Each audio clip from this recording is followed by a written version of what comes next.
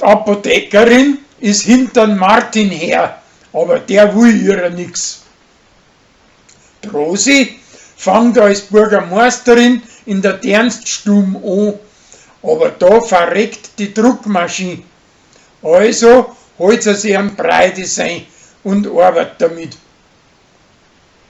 Der Hubert eifert, weil sie sein alte an einen gespreizten Lackel vor einen Fernsehkoch hinschmeißt. Und bei der Nacht träumt ihr sogar von ihm.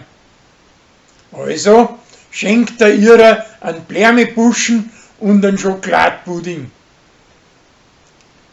Das Arbeitsamt hat fürs Zwiefel schät ein Stei als Kuchenmensch, weil es nichts Gescheites nicht gelernt hat.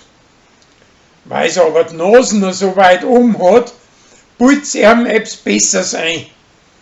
Da geht aber nichts. Und drum arbeitet dabei als Aushilfe im Wirtshaus in der Küche. Der Fanny, sein preußischer Stiefsohn, hat grad nur einen 20er im Geldbeutel. Und seine preußische Stiefschwester möchte, dass er das für einen Ringwald spendiert. Er möchte aber damit ein Weiberts aufreißen und drum versteckt's ihn. Das Weibsbild geht aber samt den leicht her, weil sie ihn für einen Naturschützer hält. Die Landweiber feiern vor dem Muttertag so ausgelassen und saufen so viel, dass nachher am Muttertag selber ganz der Larbit und grantig haben und ihnen eine Leid aus sauren Lädchen runterziehen. Kathi und der Flori möchten Josie alle nur mit dem Korbi verkuppeln und spielen mit ihr Mensch ärger dich nicht. Aber die Geschichte fliegt auf.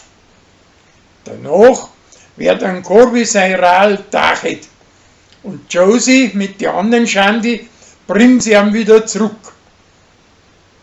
Auf das aufe tun sie die zwei zusammen und schreien miteinander ein Bettstatt für sie. Und auf die Weise werden sie warm miteinander.